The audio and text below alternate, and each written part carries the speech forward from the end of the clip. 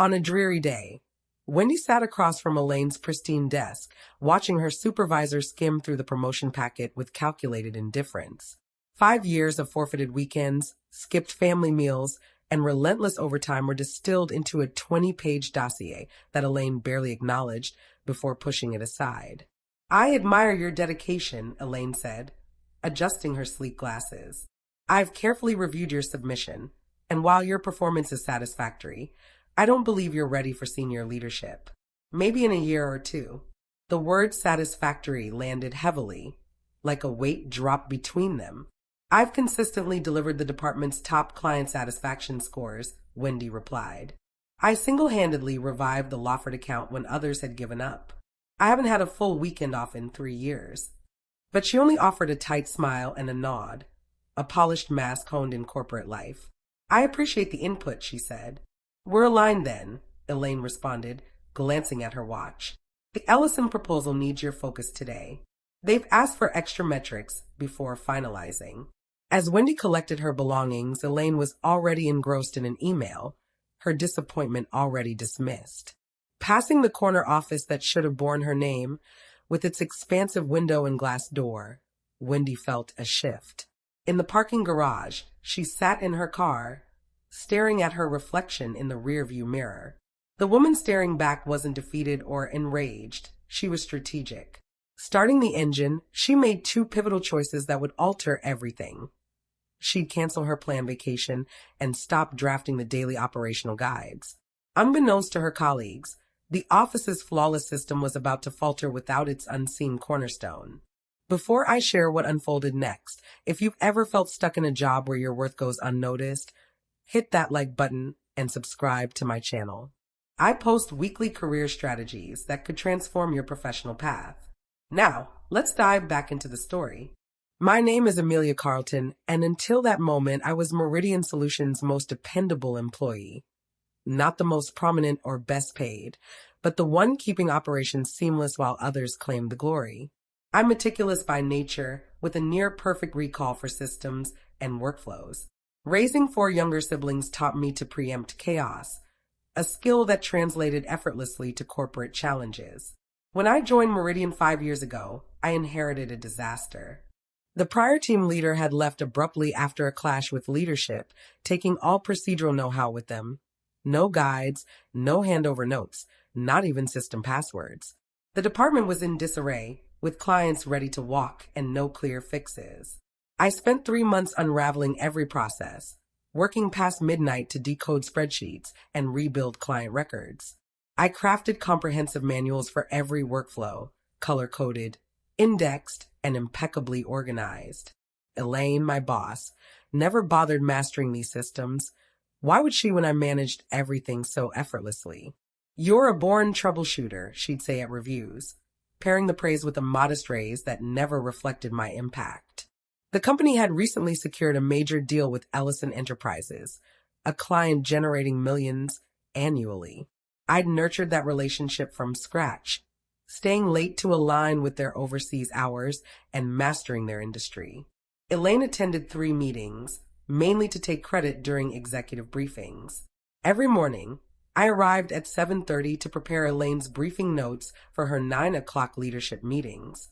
Every evening, I sent detailed project updates.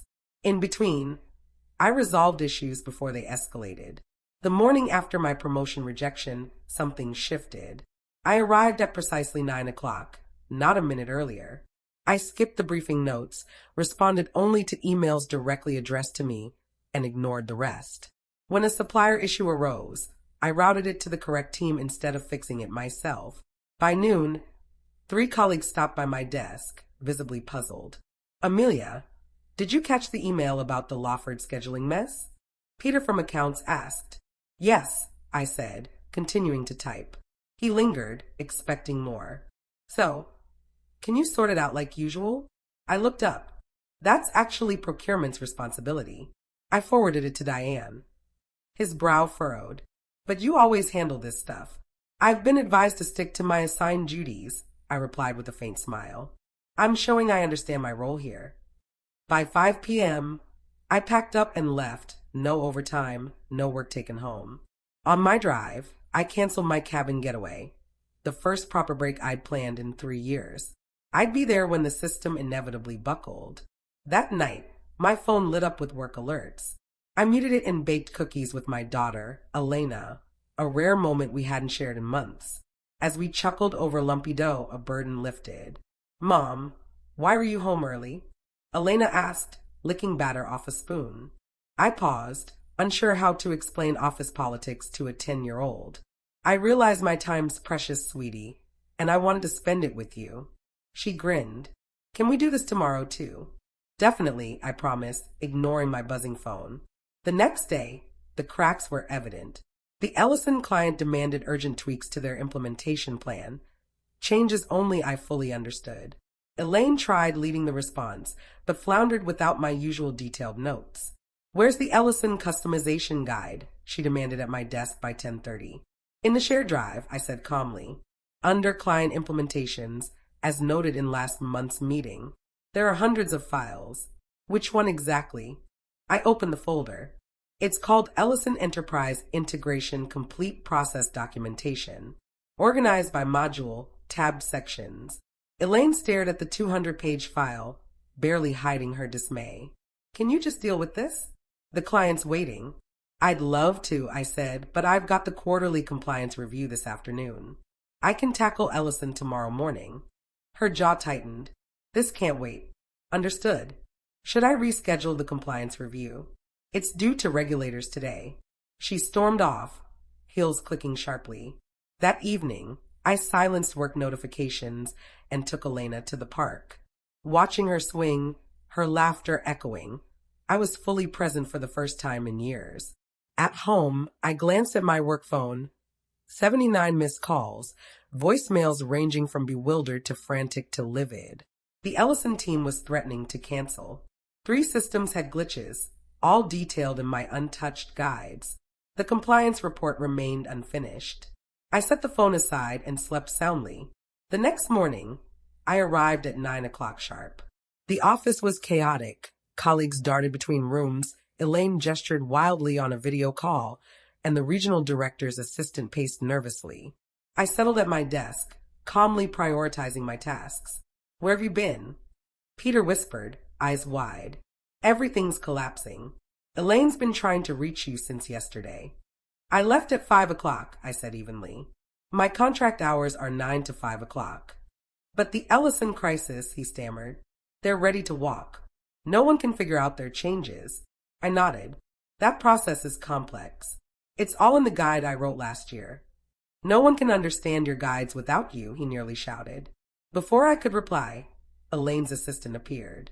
"Amelia, emergency meeting, conference room, now." I grabbed a notebook and pen, strolling to the room where Elaine sat with Byron Wallace, the regional director. Their expressions were tense, papers scattered across the table.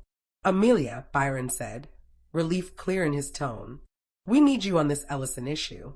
I sat, placing my notebook down. "How can I help?" Elaine's face was taut with suppressed anger. "Let's be direct. What'll it take to fix this? The promotion's yours." I tilted my head. "That's generous, but a competitor's offered me a senior role with a significant pay bump. They seem to think I'm qualified." Silence fell. Byron's eyes widened, Elaine's narrowed. "You're leaving?" Byron asked. "When?" "I haven't accepted yet," I said. "I'm weighing my options." "Name your terms," Byron said quickly. "We'll match their offer." I smiled politely. "It's not just money. It's about respect, recognition, and opportunity." "The Ellison client asked for you by name," Elaine cut in. "You can't leave now." "Interesting," I said. "So did 4 others this month." I placed a folder on the table. "My 2 weeks' notice. I'll assist with the transition as required." Elaine reached for it, but Byron snatched it first, scanning it before closing it firmly. "This isn't needed," he said. "Amelia, let's talk privately in my office." As I followed, Elaine stayed seated, her knuckles pale against the table. The company was about to show how much they'd underestimated me, and what they'd do to keep me once they saw my true value. Byron's office was sleek, with awards lining one wall and city views through towering windows. He motioned to a chair. "I've noticed your work for a while," he said, hands clasped. But clearly not enough. I didn't know about your promotion denial. Why not come to me? Chain of command, I said simply. Elaine's my supervisor. Going around her would have been improper. He nodded. Honorable, but perhaps not the best call here. What would it take to stay? I chose my words carefully. Acknowledgement of my real contributions, fair pay, and a role where I can shape strategies, not just follow orders. Byron studied me. I'm creating a director of operational systems role, reporting to me. Double your salary. 3 days remote, and full control over workflow design. It's yours if you want it. I didn't answer immediately, which seemed to surprise him. Not enough, he asked. It's generous, I said. But there's another offer. A senior role at a competitor. They see my potential. What can they offer we can't, he pressed. A clean slate, I said honestly. No history of being undervalued or seen as just support. Fair, he admitted. But you've built systems here you know inside out. You've earned client trust. Starting over means rebuilding that.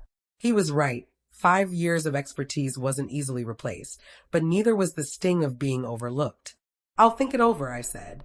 Take the weekend, he replied. I need an answer Monday. And please stabilize Ellison before deciding. I nodded. I'll handle Ellison today. Back at my desk, Byron's email awaited, detailing the new role. The salary was staggering, over double my current pay. The job was tailored to my strengths. As I prepared for the Ellison call, Elaine appeared, her face composed but strained. We need to talk, she said quietly. Not here. Lunch. I've got Ellison at noon, I said. After, then. My office, 2 o'clock. I nodded, focusing on the crisis. The Ellison team was frustrated, but eased when I joined. Their needs were complex, but doable. I outlined a phased plan to address their priorities while working toward their full vision. This is why we chose your company, their director said. You get our needs, not just the tech. After, I documented the plan clearly and sent it to the team with precise instructions, delegating execution while staying available for questions. At 2 o'clock, I entered Elaine's office. She looked worn, dark circles under her eyes. Close the door, she said, pointing to a chair. Byron offered you a new role. He did, I confirmed. She nodded. I'm not thrilled, but I see why. You're critical to this company. I waited. I owe you an apology, she continued, the word strained. I've leaned on your skills without properly valuing or rewarding them. Can I ask something? I said, curious. When you said I wasn't ready for leadership, what was I missing? She shifted. You're technical, the behind-the-scenes fixer. Leadership needs visibility, charisma, political skill. So, I do the work while others shine, I said. She looked uneasy. That's too simple. Is it? I countered. The Ellison deal. Who pitched the strategy to execs? Me, based on my proposal. Last quarter's client retention plan that saved 4 accounts. Who got the leadership award? That was my team, which I led and built materials for. I leaned forward. I'm not unqualified, Elaine. I've let others take credit while staying invisible. Silence hung heavy. Are you taking Byron's offer? She asked. I haven't decided. If you stay, she said cautiously, things will change between us. Yes, I agreed. They will. The weekend brought clarity. I took Elena to the Science Museum, a promise kept after months of delays. On Sunday, I called my sister for advice. What's your instinct? She asked after hearing the story. I've outgrown their limits, I said. But Byron's offer might just make the cage cozier. Would you report to Elaine? She asked. No, to Byron. And Elaine. Byron didn't say, but I think her role's in question. My sister paused. So you could start fresh elsewhere or take a promotion that might demote your boss. The choice felt sharper now. I don't want revenge, I said slowly. Just recognition. Are you sure? She pressed. Part of you might want Elaine to see she underestimated you. Her words stung. Did I want Elaine humbled, forced to see her reliance on me? By Monday, I decided. I arrived at 7:30, my old habit, and went to Byron's office. His assistant wasn't in, but his door was open. You're early, he noted. I wanted to give my answer before the day starts, I said, sitting. I'll take the offer with 2 conditions. His brows lifted. Go on. First, I want to build my own team. full hiring power for 3 key roles. He nodded. Fair. And the second? Elaine keeps her position. He blinked, surprised. After how she treated you? Replacing her doesn't fix the department's flaws, I said. And I don't want my first move to seem vindictive. He studied me. That's shrewd. Elaine stays, but her team coordinates through you for operations. Thank you, I said. No, Amelia, he replied, extending his hand. Thank you for staying. The company email announcing my role went out at 10 a.m., sparking a flood of congratulations, queries, and meeting requests. Peter stopped by, sheepish. So you're my boss now? Technically, I said. Problem? No, it's great, he said quickly. You've always known what's going on. Colleagues who'd ignored me suddenly sought introductions. Assistants who'd always been kind now shared knowing smiles. They understood invisible work.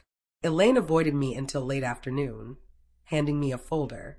The quarterly strategy document, she said curtly. It's your responsibility now for tomorrow's executive meeting. I took it. Thanks. I'll review it tonight. She paused. I didn't block your promotion because I doubted you. I couldn't afford to lose you from my team. That's the issue, I said. Good leaders grow their people, even if it means letting them go. She nodded sharply and left. That night, I stayed late, setting up my new workspace. Byron stopped by. Still here? Not celebrating. I smiled. This weekend. Right now I'm planning. Planning what? Ensuring no one else here is overlooked like I was. I handed him a document. This is my proposed department structure, with training to spot and develop talent. He skimmed it, impressed. You did this today? No, I admitted. I've been refining it for 2 years, just never had the power to act. He shook his head. Never underestimate you, Amelia. That's the goal, I smiled. 3 months later, the changes were evident. My team included a brilliant analyst from IT support and a process expert miscast as an assistant. We cut overtime by 40% while boosting efficiency. Elaine and I built a professional rapport. Not warm, but respectful. She thrived in client-facing roles once freed from operations she never mastered. Employee satisfaction soared, and the Ellison contract grew, with their CEO praising our turnaround. 6 months after my non-promotion, I left at 5 p.m., a new habit. Elena was at the kitchen table, homework spread out. How was work, Mom? She asked. Productive, I said. The new training program launched, giving 25 people opportunities they wouldn't have had. Like you didn't, she said. Kids see everything. Exactly. She nodded. That's a cool way to fix things, not getting mad, but making it better for others. Her insight warmed me. Sometimes the best response to being undervalued isn't anger. It's proving your worth so undeniably it can't be ignored. That night, a text from Byron arrived. Board approved your VP promotion, effective next month. Unanimous. Elaine gave the strongest endorsement. Congrats. Satisfaction settled over me, not about winning, but about being seen for my capabilities. The corner office was nice, but the real win was reshaping a system that failed me and others. The victory was paving ways for talent to shine without being invisible first. If you've ever felt unseen at work despite carrying the load, I hope my story inspires you. Your indispensable skills are leadership skills. Don't wait for validation. Show your value so clearly it's undeniable. If this resonated, please like and subscribe for more workplace transformation strategies. Your worth isn't tied to others' blindness. It's defined by your impact, recognized or not.